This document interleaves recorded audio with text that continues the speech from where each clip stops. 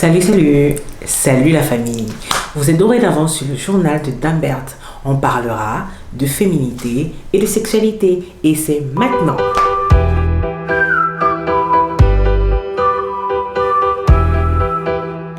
Salut, salut, salut la famille. Je suis trop contente. Je suis trop contente de vous revoir. J'espère que tout le monde va bien malgré ce confinement. Je ne sais pas si vous êtes confinés. En tout cas, nous sommes confinés. Moi, je suis confinée.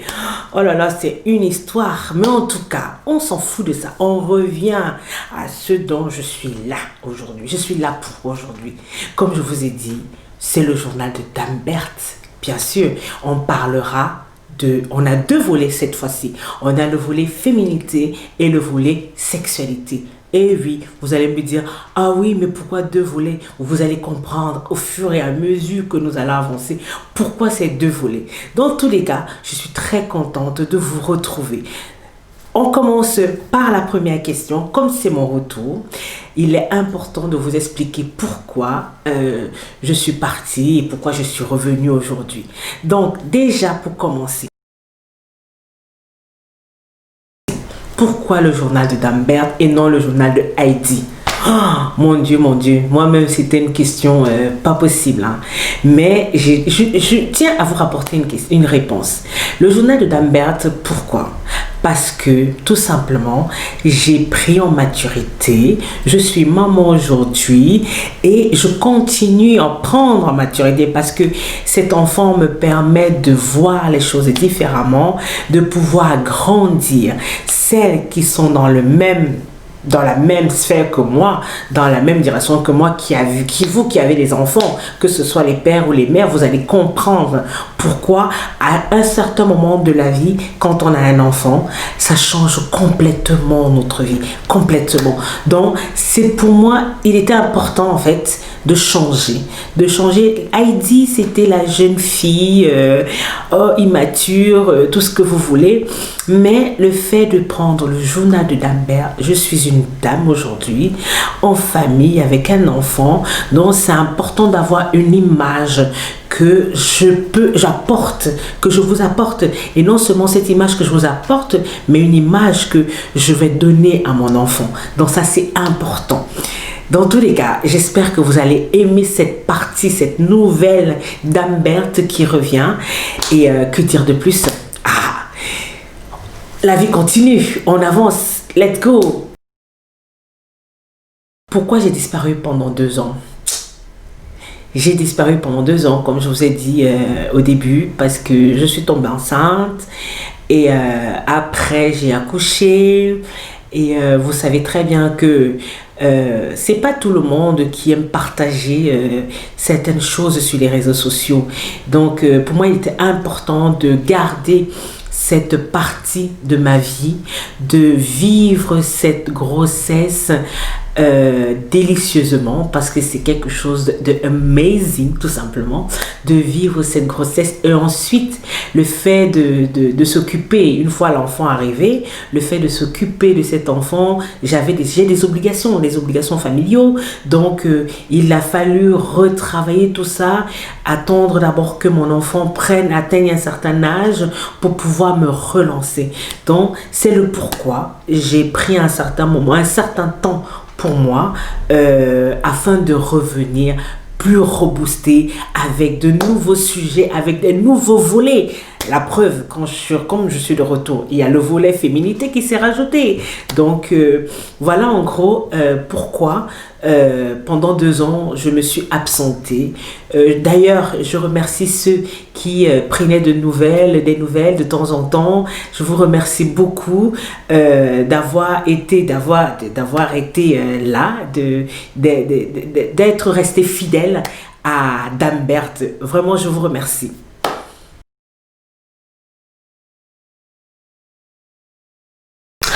Pourquoi parler de féminité et de sexualité?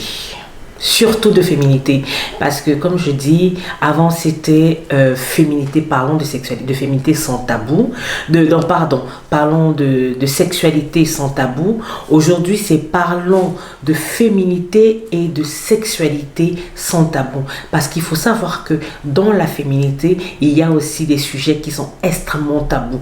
Exemple, le cancer du sein chez la femme africaine, savoir calculer son cycle menstruel. Il y a plusieurs femmes qui ne savent pas le faire, malheureusement, et ce n'est pas une honte. Je pense que c'est plus les choses de la vie qui ont fait en sorte que nous, la jeunesse d'aujourd'hui, nous n'allons pas vers nos parents, vers nos mamans, celles qui en ont bien sûr encore, ou celles qui ont leur tante. Moi, je sais qu'à l'époque, j'avais ma tante qui est venue m'apprendre à calculer mon cycle menstruel. Donc, il y a des gens qui n'ont pas cette chance-là. Donc, vous voyez, tout ça fait partie de la féminité. Et le fait aussi d'être maman. J'ai traversé certains moments dans ma grossesse où j'étais un peu perdue. Et ça m'a fait me poser beaucoup de questions. Est-ce que j'allais rester là, parler que de sexualité, au lieu de parler de féminité aussi, de ces choses que les femmes traversent, qu'on n'ose pas parler, mettre en avant tout simplement une question tout bête, un sujet tout bête, par exemple, l'endométriose. Il y a des gens qui ne savent pas ce que c'est que l'endométriose. Pourtant, ça touche beaucoup de nos sœurs. Malheureusement, il y a des hommes, par exemple, quand je dis féminité, ça va aussi pareil chez les hommes. Il y a des hommes qui ont des baisses de libido, qui ont des puissances, comment dire ça, au niveau de la sexualité. La baisse, comme je disais, la baisse de libido. Il y a plusieurs petits sujets comme ça qu'on n'ose pas parler. C'est le pourquoi il était important pour moi de parler de féminité et après de sexualité. Parce que il y a 2 ans, je vous ai parlé correctement de sexualité, bien sûr, hein, mais aujourd'hui, en étant Dame Berthe, bien sûr, je ne peux plus rester là à dire que j'amuse ma galerie. Je n'amusais pas ma galerie, mais je ne peux plus rester là à amuser la galerie. Il est important de parler des sujets qui touchent, des sujets qui peuvent apporter plus à nos sœurs, à nos frères, à nos frères, à nos oncles, whatever, à tout le monde, quoi. Donc, c'est le pourquoi j'ai introduit ce volet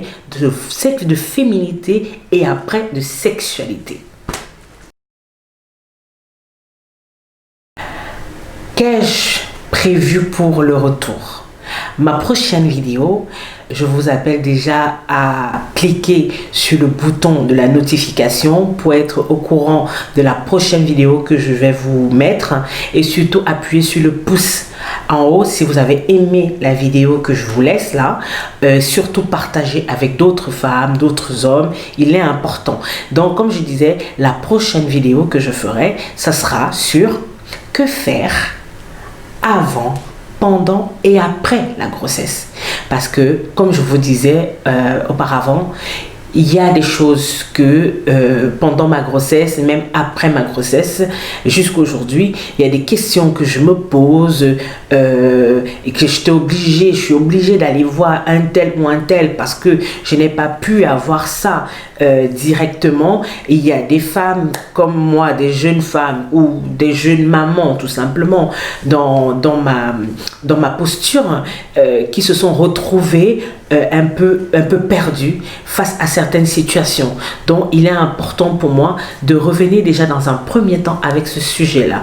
Que faire avant, pendant et après une grossesse? Ça sera le sujet de la prochaine vidéo. Qu'est-ce que je pense de la femme noire? Oh my God! Je pense tout simplement que la femme noire s'est complètement éloignée de son modèle. Tout simplement.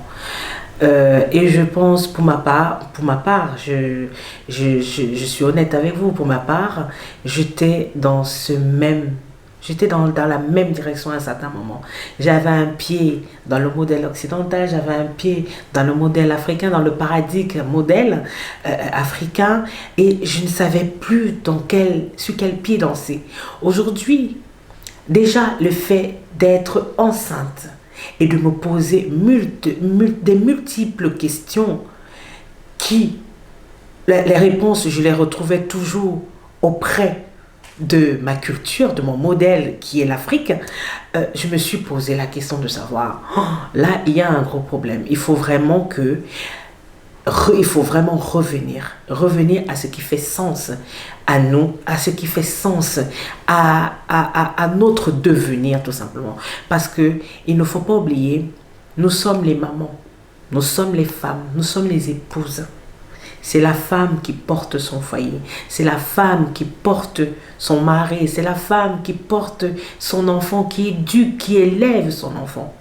Je peux vous dire, hein, tout simplement, quand j'étais, même récemment, le fait que ton enfant soit malade et que tu te dises, ah, je vais lui donner par exemple le Doliprane. Non, à un certain moment, non. Nous, en Afrique, nous avons des choses que nous devons. Nous avons des choses que nos mamans nous transmettent, des médicaments traditionnels que nos mamans nous transmettent. Un exemple, quand tu es enceinte, avant même de tomber enceinte, il y a des choses qu'il faut faire, il y a des purifications, des lavements qu'il faut faire. Mais tout ce sont les choses qu'on néglige parce qu'on veut faire tout simplement comme les autres. Nous ne sommes pas les autres, nous sommes nous. Des femmes africaines. Il ne faut pas oublier d'où nous venons. Donc, il est important, avec tout ce que j'ai vécu et tout ce que j'ai traversé, et que je continue, parce que c'est un cheminement que je suis en train de suivre, pour moi, il est important de venir sonner la sonnette d'alarme, de faire une sonnette d'alarme, et vous faire comprendre que, et vous partager, et vous faire comprendre que il est temps de revenir à nos modèles, à nos paradigmes.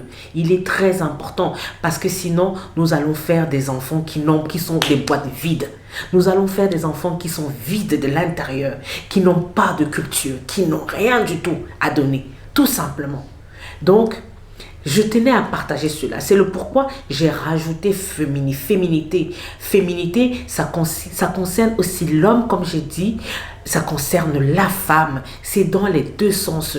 Donc, que ce soit l'homme, que ce soit la femme, il est important de revenir à ton modèle. Ton modèle doit être ton père ou ton arrière-grand-père. Comment il faisait? Profiter de ces gens-là qui sont dans les villages, qui ont des richesses à vous transmettre avant qu'ils ne partent, parce que c'est l'heure est grave, the time is over, l'heure est grave, je vous dis. Donc pour ma part, hein, moi je suis dans ce processus là, et mon travail c'est de vous apporter cette chose. Donc dans tous les cas, en gros c'est ce que je voulais vous faire savoir. J'étais très contente de vous revoir, de vous parler. Si vous avez des questions, n'hésitez pas à les laisser en dessous, dans la barre des questions, dans la barre des commentaires. N'hésitez pas à vous abonner, n'hésitez pas à cliquer sur la cloche de notification, et surtout pour ceux qui sont en confinement, mes chers frères et sœurs, je vous dis beaucoup de courage.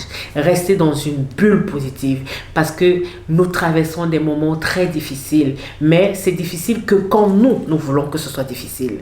Il faut que ce soit des moments instructifs, des moments où nous pouvons apprendre plein de choses, où nous pourrons nous nourrir et être des meilleurs hommes et des meilleures femmes plus tard. Quand nous allons sortir de là, nous allons sortir gagnants, tout simplement. Donc, je vous dis à bientôt.